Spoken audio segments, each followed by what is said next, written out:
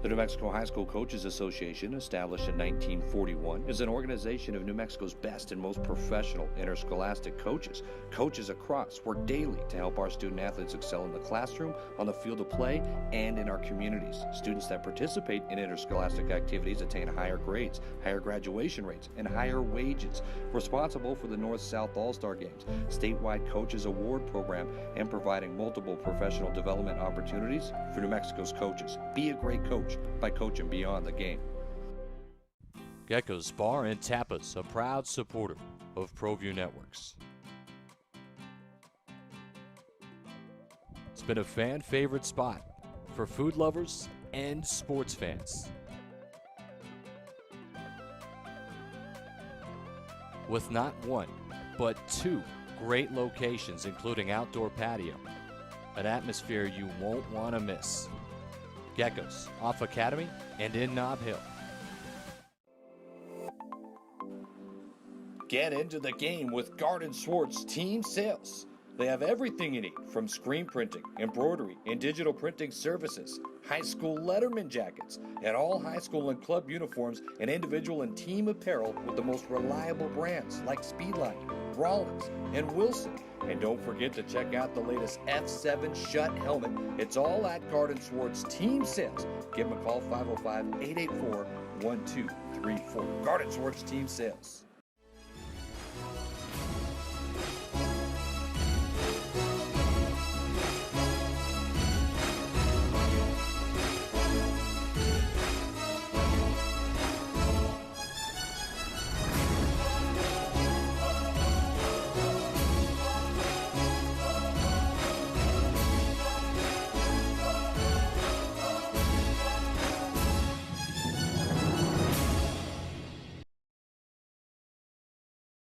To Red Menace TV, Michael Carlisle, along with you, Rose here. How are you doing today? Good. How are you? I'm doing well. I guess, what's the highlight of the week now? XFL's on Saturday. Pretty 3. good? Yeah. Did you like it? Yeah. It's 2 weeks in a row. DC Defenders doing well. Jarrell Presley, former Lobo, they're 2-0. I could care less, dude. Really? I was just trying to. You're just trying to break the ice? Because, yeah, you were obviously alluding to the Nevada Lobo game last night. Yes. Yeah. Yeah, well, I mean, that was, would you say the story's as big now as it was early in the season when Bragg and Caldwell and everything was full? Is the story as big? Yes. Would the game have meant more if the Lobos, had everybody and were at full strength? Yeah, it would have been it might have even been a different ball game. Sure. As it was, look, the Lobos cut it to 7 in the second half. That they hung around, but I mean, really, that they could just never get that close. Did you feel the same? Because I was in class, so I got here halfway through the first half, is when I was able to watch it. I didn't go down to the pit because class is up in Rio Rancho. So in the first half, I thought the Lobos hung okay. They were doing real well, and typical of most games in the past, month and a half, it just seems like they ran out of steam. They did, and really, Nevada kind of opened it up late in the first half. It was an 11-point, I think, lead they had it going into half. Lobos hung around. Like I said, that they did cut it down to 7 midway through the second half, maybe a little later than that. But the fact of the matter is they just didn't have enough to deal with Nevada, and Nevada hit a lot of shots. The Lobos, again, as has been The case. The trend, didn't hit a lot of shots. They wound up hitting 11 threes last night, which on the surface you think is good. Their three-point shooting is so It's shaky. terrible. They missed like the first 6, then they hit 5 of their next 7, then they missed like 5 in a row, and it's so streaky and inconsistent. You can't just live and die with the long ball when you're that up and down with it. But the thing is that's what they've become. Yeah. Looking at their offense, not just last night, but it's been this way the entire time, is kind of just pass the ball around. You can't really work it down inside. I like Manigault as a player, but he's not a post-up type of player that you can feed the ball down to him down low and create things or open things up on the outside. So it seems like the Lobos do a lot of passing the ball around the perimeter, a little bit of movement, and then you either run out of shot clock time and you jack one up with someone in your face, or you got to step back way past the three-point line to jack one up. And it's not that great of a shot. Yeah, I don't even think it's that. Now, to be fair, they do try to do some stuff in the lane that they were posting up Lyle down low a lot. But frankly, I think they settle a lot for shots. And that's where you it's get a frustration thing. The jacking up threes. Well, I don't even think it's, oh, the shot clock's running down, we got to jack something up. I think they just come down court and settle a lot for ill-advised threes. Okay. I mean, that's fair. Yeah. I mean, it looked bad.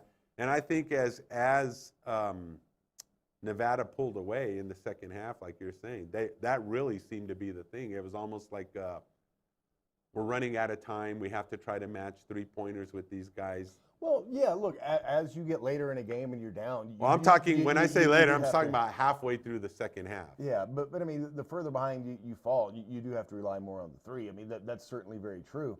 But, I mean, even in the earlier parts of the game, they just seem to come down and, settle for – Vance Jackson's really good at that. Yeah. Just come down, I'll just throw up a three. We don't need to pass the ball around and try to move it around. We're not going to be able to get it inside anyway. I'll just jack up a three. Sometimes that works out. Sometimes it doesn't.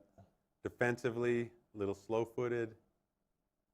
A little bit. Yeah. Look, the makeup of this team is so much. And again, look, it's time to stop making excuses. Yeah. But the fact of the matter is that this is not the same team No. when you don't have Carlton Bragg, when you don't have J.J. Caldwell.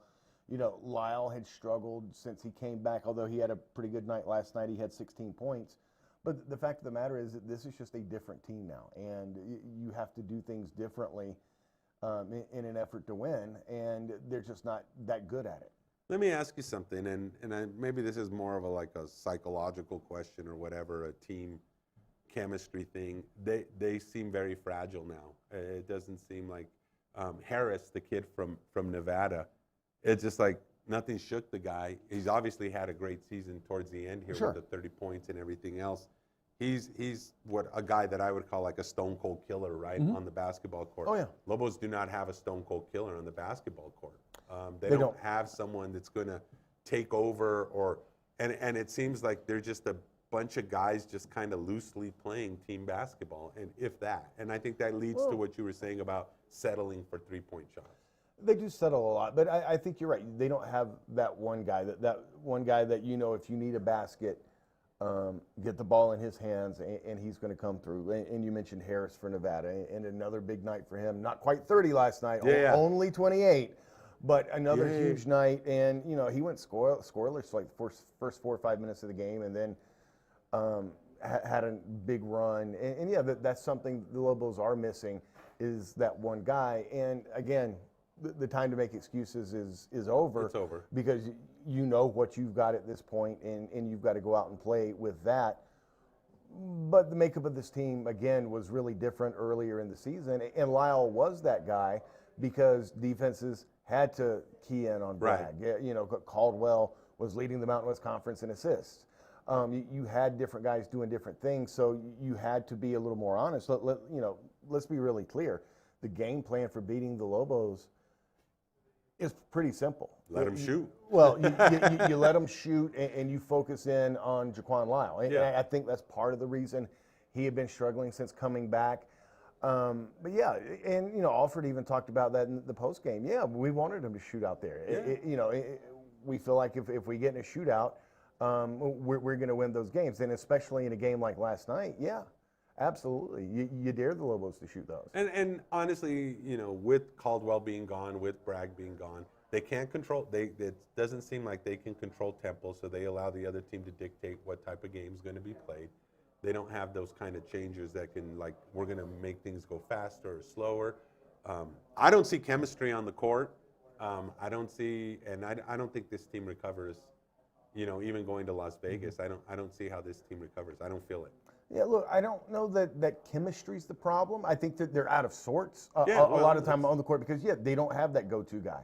But, I mean, I don't think it's chemistry from the standpoint of, they don't like each other, they don't get along, I'm talking about like on that. the court only. Yeah, they don't gel. Right, okay, there you go. We'll use that. I think that's very fair. And as far as your assessment the rest of the way, look, there's a good chance they don't win another game. Yeah, I think they're riding out riding out the rest of the season, and I think that's the way. I mean, maybe things change. I don't know. You know, You never know how that works. They're at Boise on Sunday, then at Air Force, and then back home to Utah State. You know, Air Force theoretically is a winnable game, except the Lobos don't win on the road. They've got 2 road wins this year. No, I'm not being funny. I know. But please tell me how I'm wrong on that. No, you're not. You're not. Right. They You're don't. not. And then, you know. That's the most winnable game of the 4. Right. The 3. And then you've got Utah State, you know, back at home to finish the regular season. Utah State's pretty doggone good. Yeah, and they offer more issues for the Lobos that are already struggling. Just a tough season. Yeah. Obviously, I'm sure you're getting the phone calls on the radio show, and you see it on the Twitter. People are frustrated. They're angry. They're mad. It was a season that should have been. It started out hot. It was a season that could have been, for sure. You know, expectations were high. You get off to such a good start, and then to see the way things got derailed or have fallen apart, however you want to look at it. Yeah, no, it's certainly frustrating. Absolutely it is. And I think fans are upset, and they're rightfully upset. Well, yeah, look, you started out 13-2. You were 15-3 at one point, and now you're 17-11. Yeah. Well, what other emotion is there to feel other than frustration? A little bit rough on some of the players, yeah or no? So current players that maybe they're not winning games now. I don't know. You're not much of a Twitter guy, are you? Yeah, I'm okay. I know. I mean, I know you're there, but I mean, yeah, I just. Do you read other people's nonsense? Oh yeah. Okay. Oh yeah, for sure. No, look, that's fine. Look, everybody's entitled to their opinions, and that's fine. That's well and good. Quite honestly, the problems of the Lobos aren't really the fault of the current players. Yeah, I agree with that. And I noticed some of the people were getting on, namely Lyle and Jackson, and that's look. I think even Moms stepped in and said, "Y'all are a little rough now." Yeah. Well, to a certain degree, there's some fairness to that. But again, you go back to the original point. This was a much different team earlier in the season when you had everybody. Once you take away key players, the makeup of this team is different. You're asking guys to do more, and maybe they're not prepared for that. Look, you get frustrated when somebody takes a bad shot? Absolutely. Yeah. And that's fine. But again, the overall lack of success in the second half of the season has a lot more to do with the guys that aren't here anymore and the guys that weren't here for a while than it does with the guys that are currently out there and playing. Now, some of the talk, obviously, and I don't subscribe to it myself, but there is talk about maybe it's time to move on coaches, that sort of thing. What are your thoughts? I mean, Weir seems pretty secure. I don't see him going anywhere. Look, again, you don't have to like the job that Weir's done this season, especially in the face of adversity. That's fine. He's not going anywhere this year. Well, I mean, what could you say that he's done, or what could he have done differently? I mean, I don't. You know, we talked a couple weeks ago about the vetting of the transfers. I mean, nobody expects to get a transfer and they're going to get booted off the team midway through the season, or 2 of them. No, but, and again, I've got no problems with taking chances on guys. Of course. But when you bring in guys who have flamed out for whatever reason at multiple places before, it shouldn't be that much of a shock when they get into trouble here. I'm not shocked. Right. Now, you certainly hope that they've learned from their mistakes and earned that chance that you're giving them. More times than not, they do. This year, yeah, that really wasn't the case, was it? No, absolutely not. What changes? Well, I mean, there's nothing. I guess I'm asking you to look in your crystal ball. What different things could Weir have done with the circumstances the way they are? I don't know. It's not like you can go to the waiver wire and pick up a couple of players. And that's the problem, because, Weir takes a lot of flack for lack of halftime adjustments, lack of in-game adjustments. And look, maybe there's something to that. But here's the fact of the matter. When you've got one big guy, when you're suddenly playing without a true point guard, honestly, and if you're fair about it, the adjustments you can make are really limited. You can go out and tell guys to do all the different things you want, but if you don't have the height to do it, if you don't have the talent to do it, it's not going to work either. Yeah, you're right. Well, some people are saying he should call timeouts and throw clipboards, but I'm like, why are you going to call timeouts? You're down by 11. There's only half a minute left in the game. Just let it go. We'll take a quick break, a timeout of our own. Don't throw anything at me. We'll be back with more Red Menace TV.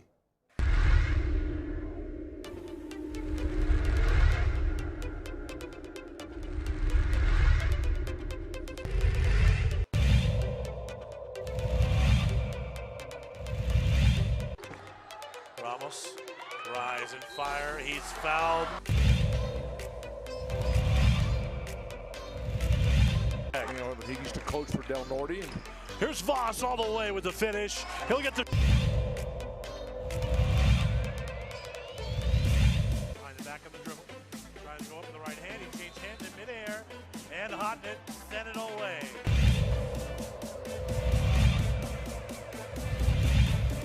Wynn doing a really good job denying Chavez. DC hasn't got the ball. Oh, Yeku. Oh!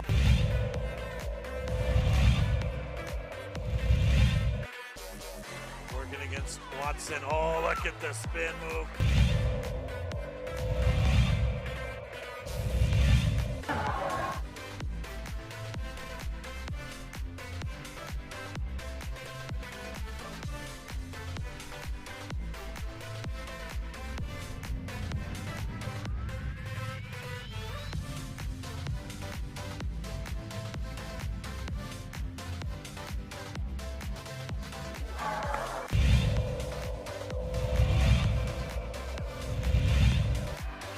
Ball's loose. DJ Bustos brings it up. Barnes Tompkins, alley-oop. How about it? That was redunculous.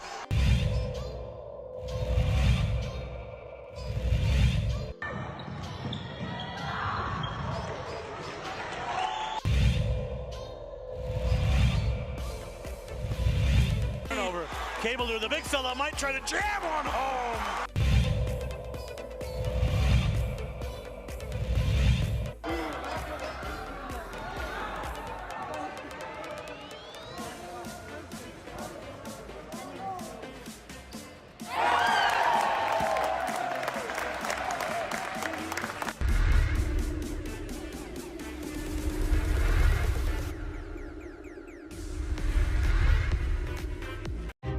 What is glamour? Frailty. What is desire? Diamonds. They say a life lived without passion is hardly worth living. Ma'am? Ma'am? Ma'am? Dang, this one made me feel all special.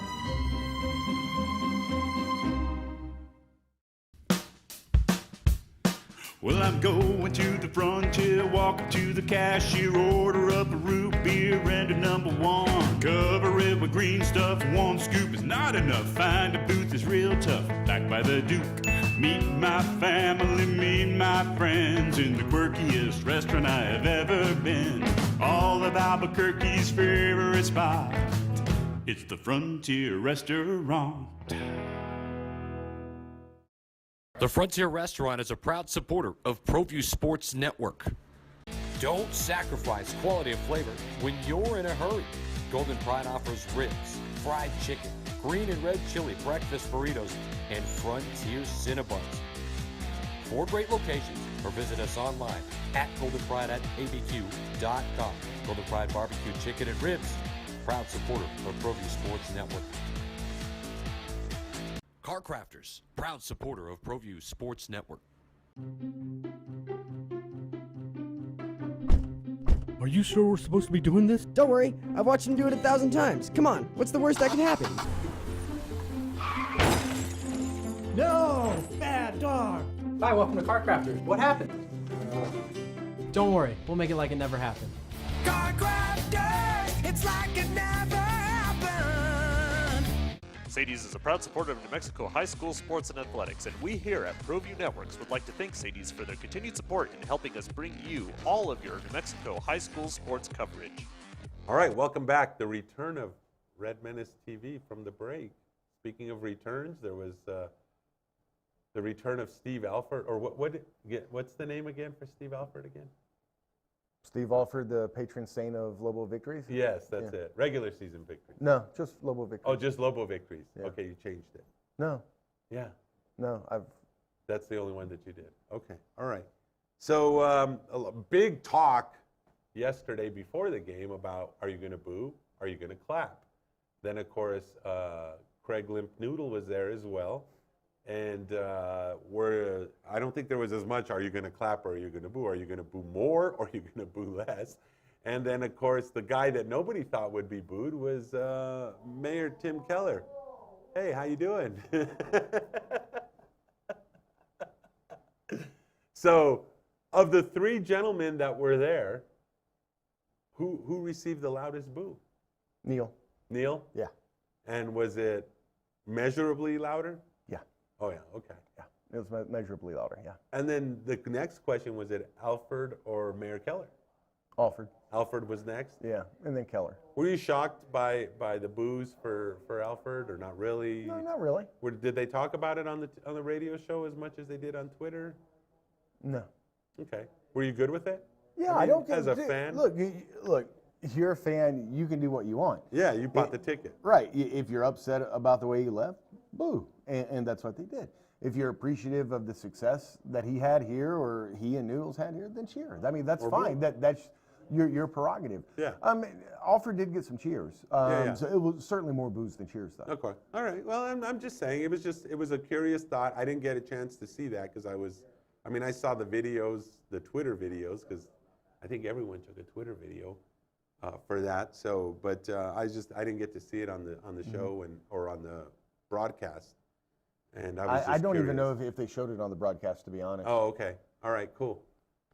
What'd you think? I mean, last thoughts about any of that? I mean, is this something that could become a good rivalry?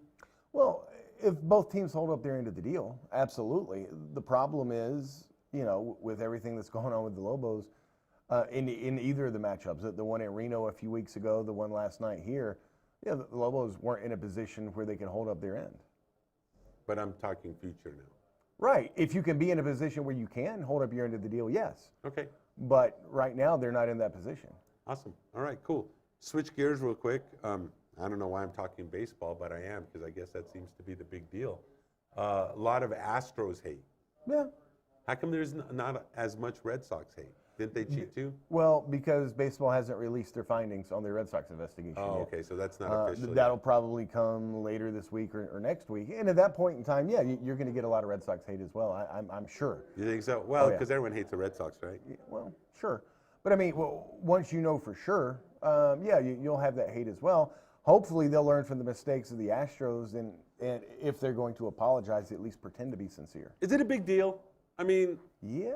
I mean, it's not like this is the first. I mean, it's not like this is the first time in sports that someone's cheated before. It's a whole team cheating, though. It's one thing if you've got, and don't get me wrong, this is bad too. But if you've got a PED user on your team, or they're relatively speaking, compared to the whole list of major league players, a few PED users sprinkled throughout the game.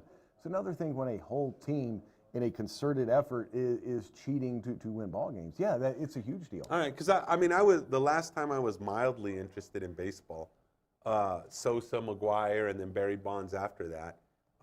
Everybody knew that they were cheating. I don't think anyone was like shocked when they all did the whatever substances they were taking to hit the ball, or the juiced ball they were talking about. I mean, I thought it was exciting. I didn't care.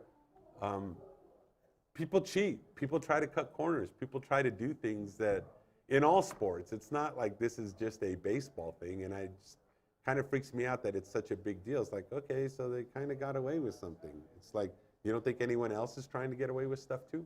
Right, but you have to realize what they got away with. Yeah. They mounted cameras in center field at their home ballpark. They had a direct feed between the dugout and the locker room, where they had a big monitor, and literally every pitch that was coming, they knew what it was. That's kind of cool. No, it's not. I think it's kind of cool. It's like you overcame, you adapted, and you gave yourself an edge. You gave yourself an It's advantage. not war. It's a game.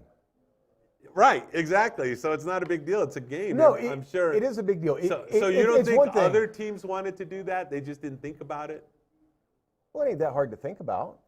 Well, maybe they just didn't do it. I mean, maybe they didn't think about it, so they didn't do it. Well, no, because baseball came out and told teams, don't do this, it. don't use technology. Most of the other teams adhered to that. But again, yeah, you missed my war versus game. No, I get it. I get it. It's one thing when it's a life and death situation and Right. you're doing everything you can to not die. It's another thing when you're cheating playing a game. Well, I'm just saying, it's like, okay, so we've had the PED stuff in every sport, I think, now. I even heard someone was doing PED with NASCAR and stuff. By the way, that was a brutal crash to end that. That was a pretty good little thing there. But we've had that. We've had the Deflategate. We've had the Patriots filming practices. I mean, back in the day, guys would go hide in different roofs or whatever and check out practices of other teams and different things. It's just getting advantage. Who did that? Well, it's the guy that's the smartest coach. I mean, who got caught hiding in a room? Wasn't that like the Patriots were doing business like that? There's other stuff that's like that. There's always been stuff, people talking about that kind of stuff. I remember even here at UNM when the Lobos are playing the Aggies and Lobo coaches, football coaches would close practice because they were afraid of scouts, or they would be afraid that someone was watching their practice to see what was going on. Legally. Well, no, it's that's why you close practice. If it's an open practice, people can come watch. Well, yeah, I'm just saying you're trying not to do. It's a great analogy. Everyone's always trying to get an advantage. This isn't going to be the last time. You don't think they steal signs? That happens all the time. We've heard about it all the time. I get it, the little buzzer or whatever.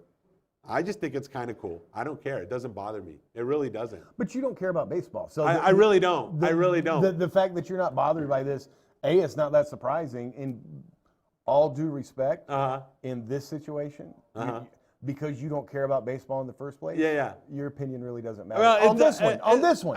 It does matter because if you cared about baseball and didn't have a problem, all right, I wouldn't agree with your opinion, but I get it. That's your prerogative. You don't care about baseball in the first place. But I didn't care about like Deflategate or Videogate or whatever. I mean, but you're a football fan. I am. And if you chose not to care, I mean, that's fine. I just think I tip my hats to you, Houston Astros and Boston Red Sox. You got caught. I don't tip my hat to you for getting caught because a good cheater never gets caught.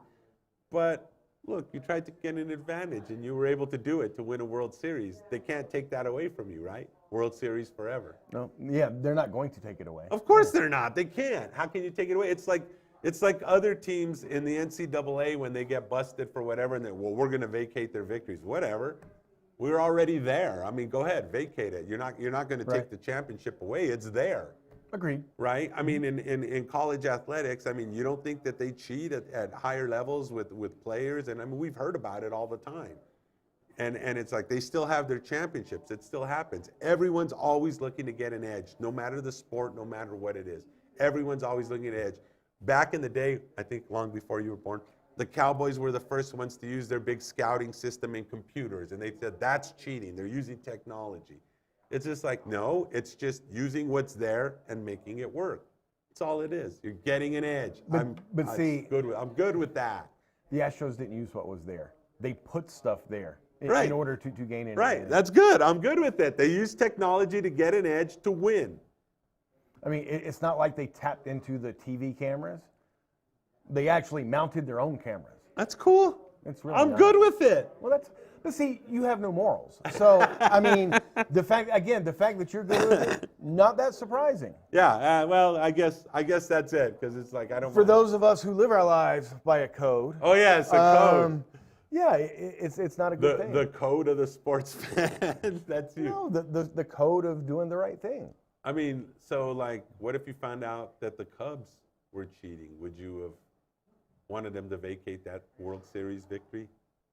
I don't care, because and it goes back to the point you're saying, and I've said this on the air on the radio show. I don't care. I lived through it. I watched them win the World Series. Exactly. Yeah. Perfect. You're not taking that away from me. If you don't let them display their trophy or their World Series banner anymore, well, that's fine. Do what you want. It's in here. But I lived it, right? Yeah. And again, that's why baseball didn't try to vacate the Astros World Series win, because you're right. It's dumb. We all know they won it. We watched them. Now, did they win it on the up and up? Yeah, probably not. Well, hell, you're a Duke fan. Talk about cheating. Hey, for Michael Carlisle, name one instance. We will go long. Screw Mike. For everyone that watched this show, it's now burned in your head forever. For Michael Carlisle and Alden Iowani, This is Leroy Lucero. We'll see you next week. God bless you all.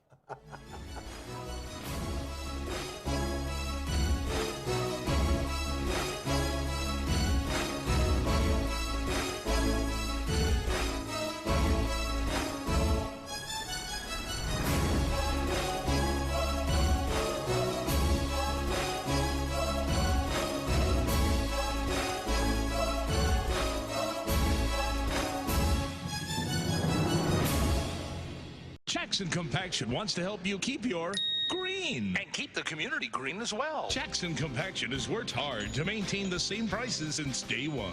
Always easy and painless trash removal with professional crews and quality service. If it's non-hazardous waste, debris, or trash on your land, leave it to us. At Jackson Compaction, we're dedicated to ensuring the conservation of our environment. You trash it, we smash it. Jackson Compaction, we've earned a reputation for great results. St. Clair Winery and Bistro has been renamed in honor of our founders, the Lascombe family. D.H. Lascombe Winery and Bistro continues to deliver the same exceptional wine and food experience you've come to expect since 2005. Visit us today, D.H. Lascombe Winery and Bistro. Stop living with summer heat. Get a super efficient AC systems from Sunshine Plumbing and Heating and eliminate all worry for a full 10 years. Now that's a bold guarantee. Call now and get your free system design consultation and learn more about how our bold guarantee can help eliminate your worry for a full 10 years. Comfort you can afford. Call Sunshine Plumbing today, 296-3188. Is this my car? State Farm knows that for every one of those moments, This is ridiculous! there's one of these. Is this my car? What? This is ridiculous. This can't be happening! This can't be happening. Oh, it's happening, sweetheart. Oh, it's happening, sweetheart. Shut up! Shut up! Ah! That's why State Farm is there, with car insurance for when things go wrong, but also here with car loans to help life go right. State Farm. Talk to State Farm agent Marty Size or Michelle Rudolph in Albuquerque today. Folks, there's no other way but to be all in. Either he's Lord of all or he is not Lord at all. And you can experience the real and authentic, true life change that only God can provide to humanity. See, when we truly encounter Jesus and purpose to know him and follow his teachings, hashtag life change will occur.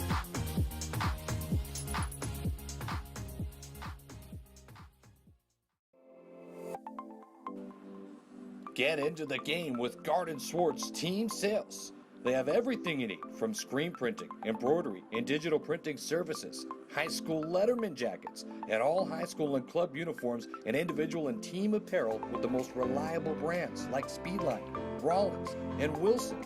And don't forget to check out the latest F7 Shut helmet. It's all at Garden Swartz Team Sales. Give them a call, 505-884-1234. Garden Swartz Team Sales. The world-famous Laguna Burger is beautifully handcrafted. A burger that's created from certified Angus beef, sinfully cooked to juicy perfection, and garnished with New Mexico's Hatch green chili. Tempt your taste buds with mouth-watering fresh ingredients. Cut! We're gonna need another Laguna Burger. Try the irresistible, world-famous Laguna Burger. Visit thelagunaburger.com. It's fresh with a kick. Take 32. Perez Collision Center is a proud sponsor of ProView Networks and Albuquerque Boxing. Perez Collision Center offers expert knowledge on any of your auto body and paint needs. Give them a call today, 505-254-4655, or stop by for a visit at 2415 2nd Street Northwest in Albuquerque, New Mexico. Perez Collision Center. The New Mexico High School Coaches Association, established in 1941, is an organization of New Mexico's best and most professional interscholastic coaches. Coaches across work daily to help our student athletes excel in the classroom, on the field of play, and in our communities. Students that participate in interscholastic activities attain higher grades, higher graduation rates, and higher wages.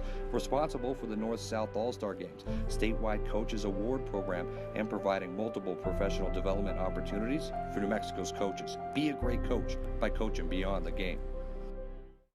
Gecko's Bar and Tapas, a proud supporter of ProView Networks. It's been a fan favorite spot for food lovers and sports fans. With not one, but two great locations, including outdoor patio, an atmosphere you won't want to miss. Geckos, off Academy and in Nob Hill. Get into the game with Garden Swartz Team Sales. They have everything you need, from screen printing, embroidery, and digital printing services, high school letterman jackets, and all high school and club uniforms, and individual and team apparel with the most reliable brands like Speedline, Rollins, and Wilson. And don't forget to check out the latest F7 Shut helmet. It's all at Garden Swartz Team Sales. Give them a call, 505-884-1234. Garden Swartz Team Sales.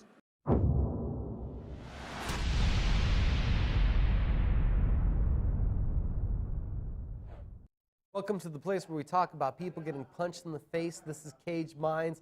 I'm Micah Frankel, and man, was it a fun week last week, showing off why they are the #1 mixed martial arts promotion in the world. It was great to have the UFC right here in New Mexico. Most of the week spent in Albuquerque, and then the event there at the Santa Ana Star Center, and that's where we're going to start off. We got a slideshow. We got a lot to talk about. It was UFC on ESPN Plus 25. Big implications, hometown heroes, a stacked card, and yes, I'm going to talk about it all. Got going with a banger in the flyweight division, 125 pounds. Howlon Paiva makes it 3 in a row now. Top 15 ranked there in the flyweight division. The overhand right in the second round, finding the Mark De La Rosa jaw, sending De La Rosa falling back towards the canvas. The referee with the save. Paiva, the big knockout victory. That Brazilian, somebody to keep an eye on. No photo from the fight. Here was the stare down. On the left there, the much bigger Macy Chesson gets back in the win column. Devastating work in the clinch. Knees early. Shanna Young showing grit and toughness in her UFC debut, but the size disparity too much as she would get ragdolled throughout the second and third rounds. Chesson, we do have a media scrum up with her at CageMinds.com. On the left is Casey Kenny. On the right, in the fly headdress from his homeland of Georgia, is Merab Davishvili, making a case right there why he is now ranked and why he needs a tougher challenge at bantamweight, putting on the pressure after a close first round. It was the high intensity of Davishvili and the 12 completed takedowns, a bantamweight record for the victory. More takedowns, a heavy wrestling affair for Devin Clark. We've seen him before, trains out of Jackson Wink, the much-needed victory, taking down the short-notice opponent, Daquan Townsend. Townsend 0-3 in the octagon, but much respect for a guy willing to jump up on 10 days' notice. Clark showed off the tenacious wrestling and the improvements on his jiu-jitsu, controlling all positions. Fight of the night. Yes, I'm saying it right now. This one was fight of the night, and for me, stole the show a little bit. Great striking back and forth. Scott Holtzman with a marquee victory. Jim Miller tying the likes of Bisbing, Cerrone, GSP, stepping in the octagon for, I believe, a 25th time. But it was not to be his night as Holtzman landed the harder strikes, was constantly knocking Miller backwards in the second and third rounds and did bust Miller open. The Magician is back in the win column and ends the 8-fight win streak of the prospect. Nathaniel Wood looked good early. When he was initiating the offense, able to take advantage of his length, he found success. But in the second round and early moments of the third round, John Dodson realized that when he was pushing forward, initiating, that his speed was that much more overwhelming. Dodson, with rapid-fire left hands, is able to knock down Wood in the third and then finished it off on the ground, 12 unanswered strikes. On short notice, an incredible performance. Daniel Rodriguez upsets the home state Tim Means. Rodriguez able to land the jab, from the southpaw stance, is over his left hook coming over the top, clipping Mean several times. And right here, Tim was forced into a bad takedown chance, defending it, getting that power choke, a huge debut victory for Daniel Rodriguez. The main card opened up with groovy Landavanada, and I mean, he was on it and looked incredible. Frustrating Yancy Medeiros with his elusivity and his defensive awareness, picking his shots, controlling the range, and picking at Medeiros through all 3 rounds for a lopsided decision victory for Groovy Landavanada. He's now won 2 of his last 3. Ray Borg misses weight. Unfortunately, no longer a flyweight. He was trying to return to the division. It's not going to happen. He's not eligible to be ranked. But on fight night, against a guy that really was the same size of him in Rodrigo Borantin, we see vintage Ray Borg, excellent grappling, grinding out Borantin, and showing why he is just one of the most tenacious fighters that we have in the lower weight classes in the UFC. A great performance marred by that incident. I'll also talk about the night marred by incidents. The first of 2 illegal knees. I was able to talk to him last week. He's not a dirty fighter. He's apologetic for this. Kazula Vargas mistimed Brooke Weaver. The knee that he just destroys Brooke Weaver with was trying to time it for when Weaver was getting up. Vargas loses by disqualification.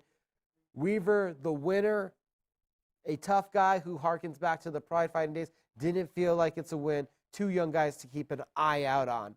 We need more prospects and more top contenders there in the women's flyweight division. And Montana De La Rosa with a beautiful performance.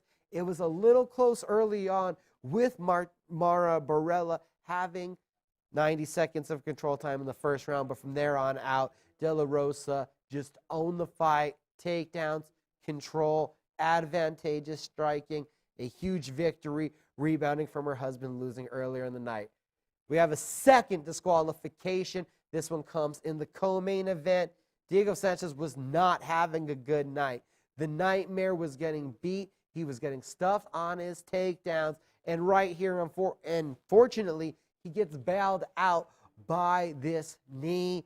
Then talking to the referee, the decision is made that Sanchez, yes, busted open from that knee, was bleeding. Some of the blood got in his left eye. Decision, or the disqualification is the decision. Does everybody feel good about it? Not as good as what you feel like in the main event, where Jan Blachowicz, with one starching right hand, knocks out Corey Anderson, avenges the loss from the first time they met, and propels himself into title contention.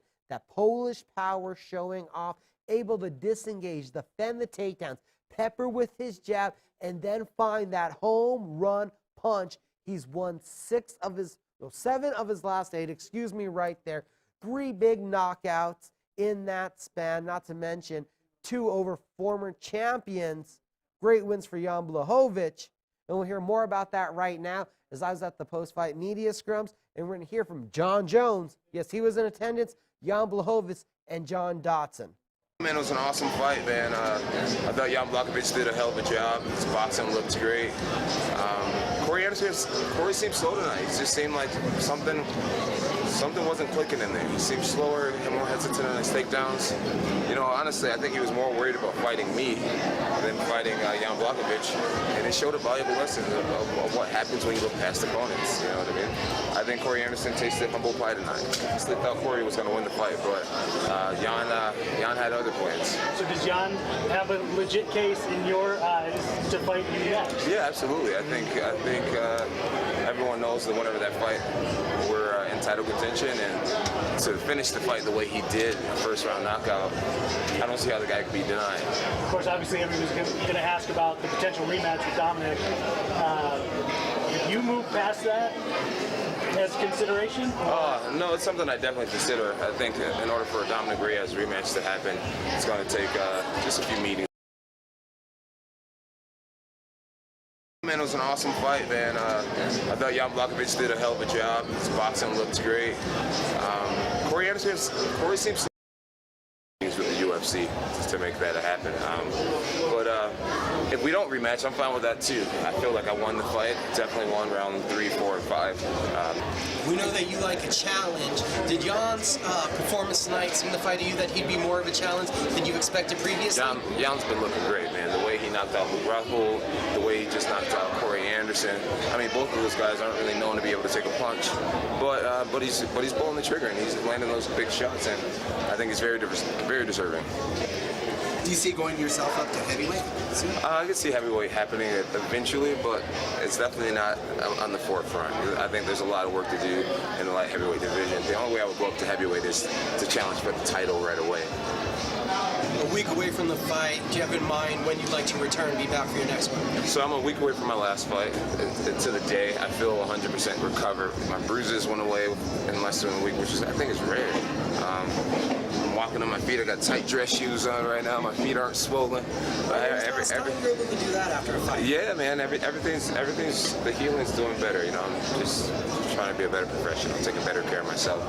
And yeah, I feel like I'm ready to go tonight. Honestly, especially after seeing that fight, I'm just so jazzed up and pretty excited. In line between believing too much and not enough, and I felt that last fight was definitely very humbling for me. It was something that I needed just to push me even harder for my next few fights. I know you guys always say, yeah, I can picture how I'm going to win, but did you think that would be that way? I think so, that's going to be that way, but in second round. You can check my interview before fights, and I think that's going to be left or right hand, but in second round, not in first. It was in first, so better for me. Obviously, you went pretty quickly over to the side of the cage to point down to Jan. We just talked to him a little bit ago, and it sounded like he's interested in a fight. Yeah, I hope so. I believe that I'm next contender for the title shot. And I don't want different fight, only title shot. So, if they don't give you that fight, I will wait. You'll wait. I will wait. Okay. I've got a lot of things to do, so I'm not gonna be boring. I can wait. We already have something for John Jones, but this is secret, and we show this in the fight. Give me the title shot. I'm ready. Yeah, stuff like this. Just give me the time and the place, and let's do this. I'm coming for you. Yes, this before the fight. What do you think of it now that you have this emphatic knockout loss? Do you think We'll see. I just need 3 weeks off, and after that we can start talking about next fight for the title. Next title. There's a huge organization that you fought for over in your homeland. Would you knock out Jones? Yeah, I will. I promise you. All right. You done? What you said, I didn't need this. I needed this win. I needed this type of victory. Not only did I got to do it, I got to do it at home. So it made it even better for me because I got to do it in front of my hometown and prove to everybody that I am that type of killer that can come back and do these type of things. How good it feel hearing that hometown crowd every time he landed a shot? Oh, it felt amazing. Because every time I saw his head rock back, the crowd was cheering on my side, knowing the fact that I punished this man with every hard blow that I landed. Early on, it looked like he was having some success with his left hand catching and coming in. You seem to find more success when you started pressing the action. You know what? I was letting him dictate the pace in the beginning with those low kicks and making sure he can control the range. But then I realized how tall he was, and I was like, hey, there's no way in hell he can catch a midget. So I just went in there like a bunny rabbit and just kept on punching him as hard as I can. Was there something that you saw in between, or after the second round, or something that you were told before the third that was like, hey, I know I can go out here and touch him up really quick? Nah, they said, John, go ahead and hit this dude so we can go home. So that's it. So I did.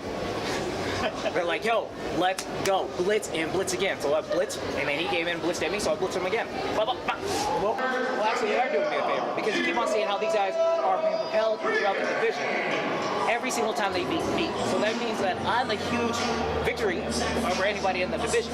It doesn't mean it's going to be right here, Widow, who has the title, anybody else of these guys. They want to come after me because of the fact that they know I'm the biggest threat, and I'm going to get the title.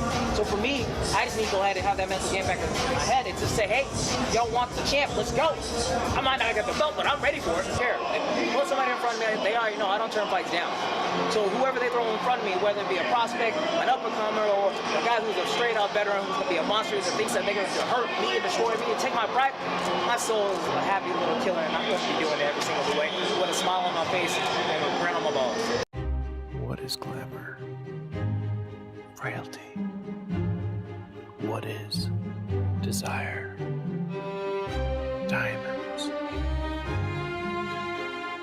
They say a life lived without passion is hardly worth living. Ma'am? Ma'am? Ma'am? Dang, this one made me feel all special.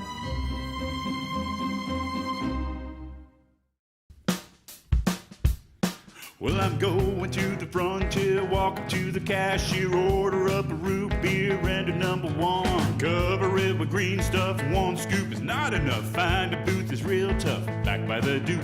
Meet my family, meet my friends in the quirkiest restaurant I have ever been.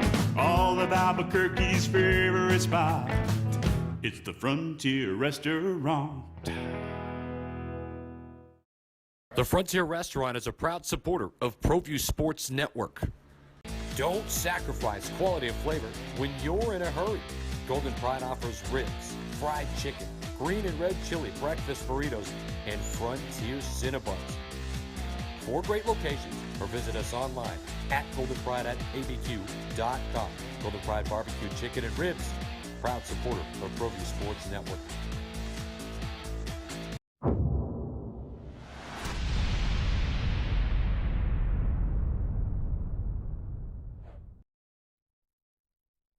Back to the place where we talk about people getting punched in the face. We're going to head on past UFC Rio Rancho. It was oh so much fun. If you missed any of it, if you have ESPN Plus, you can go back and relive the whole thing. We got a couple photos up on the Facebook page and the Instagram, so go over to Cage Minds Combat Sports News up there on Facebook and on Instagram, CageMinds_com. Check out those great images. On the YouTube page, we have all of those pre- and post-fight media scrums. Like I said, oh so much fun, but it's time to move on to talk about everything coming up this weekend. That's including Bellator is back, and they're bringing us a doubleheader. We're starting off Friday night on Paramount in Thackerville, Oklahoma, a welterweight main event, and I mean this one, 2 top prospects. Got a bravo to Bellator on this one. Ed Ruth, 8-1 versus from the Ukraine, Yaroslav Amosov, who is 22-0. Ruth, the NCAA wrestling champion, 6 of his 8 victories by knockout. Amosov, 18 finishes, 8 knockouts, 10 submissions, 3-0 in Bellator. He's beat UFC vet Gerald Harris, Bellator staple David Rickles, Eric Silva. Co-main event, Brandon Gertz versus Miles Jury. Gertz has won 2 of 3, 8 finishes, or 11 finishes, 8 by submission. Jury, 13 finishes, 10 by knockout for the UFC vet. You also have in the heavyweights, Terrell Fortune, unbeaten 8-0, 6 finishes, 4 by knockout, taking on UFC vet grinder Timothy Johnson. We also have Friday night, head on over to UFC Fight Pass for some LFA action. LFA 82, the light heavyweight title is vacant, but will hopefully be no longer. Unbeaten 5-0, Alex Pozzoli, who has all of his wins by finish, all of them, taking on Jamal Pogues. Pogues, I had an opportunity to talk to. That interview is up on the website. 7-2, 5 finishes, coming off a victory on the Contender Series. Dana White loved him, said he just needed to get some more experience under his belt. He's a teammate of Dominic Reyes. Co-main event, Nate Richardson, a Glory Kickboxing vet, takes on unbeaten Jake Childress. Richardson, 5-fight win streak, 6 finishes, 4 by knockout. Of course, for the kickboxer, Childress, we're talking about 7-0 with 4 finishes, 3 of them coming by way of the submission, a wild brawler.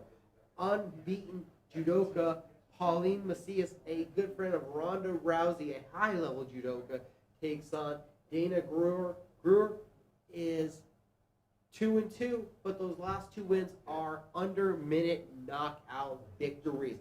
Also on the card is going to be other top prospects, JP St. Louis. Nate Richardson, we do have an interview also with him from the co-main event up on the website. Go and check that one out. I forgot to mention on that Thackerville card, we do have Davian Franklin, Christian Edwards, Kevin Kroom, a lot of New Mexico flavor out there in Thackerville, Oklahoma for Bellator. I forgot to mention that as we were talking about LFA.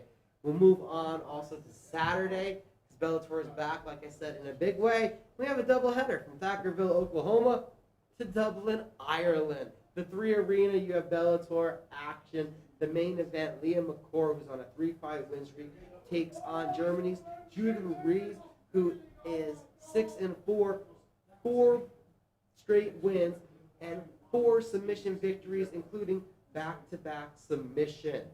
You have a co-main event where former lightweight champion Brett Premise, who has 7 finishes, 5 of them by submission, takes on Chris Bugger, who is 15-5 and has won 5 of his last 6, 13 victories by submission, 13 finishes, 8 by submission.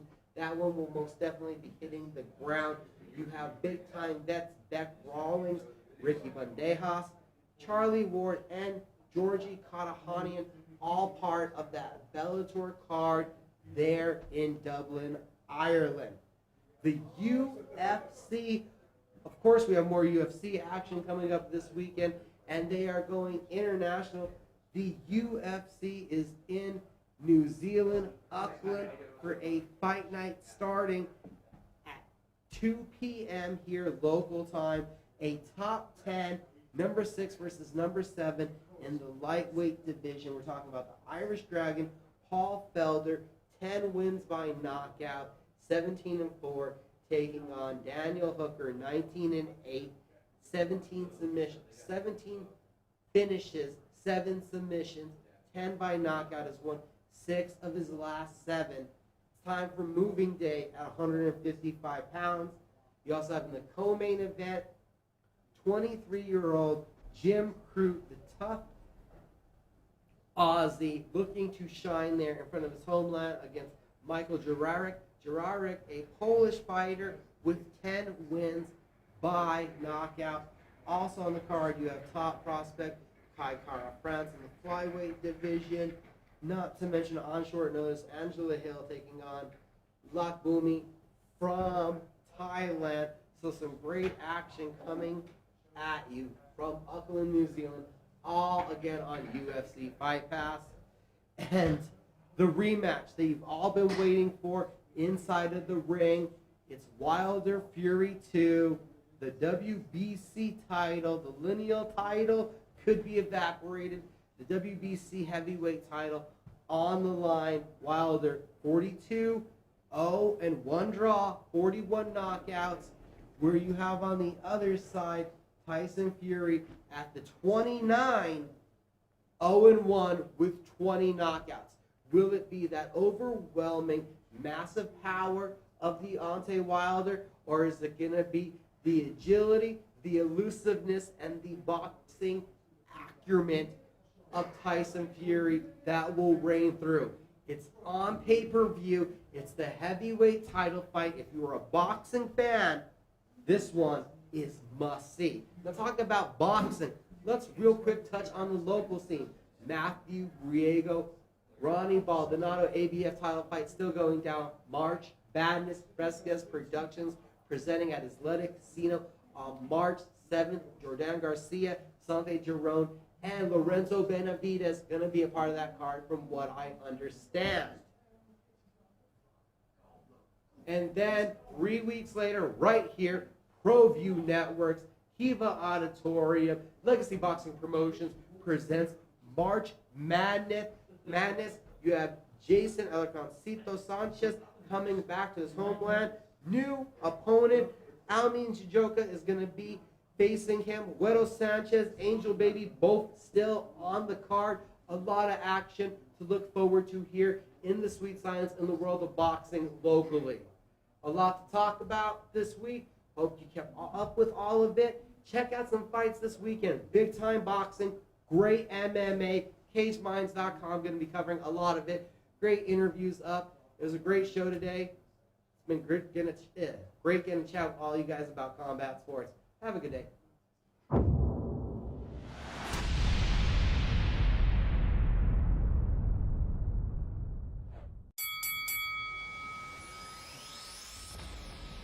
Perez Collision Center is a proud sponsor of ProView Networks and Albuquerque Boxing. Perez Collision Center offers expert knowledge on any of your auto body and paint needs.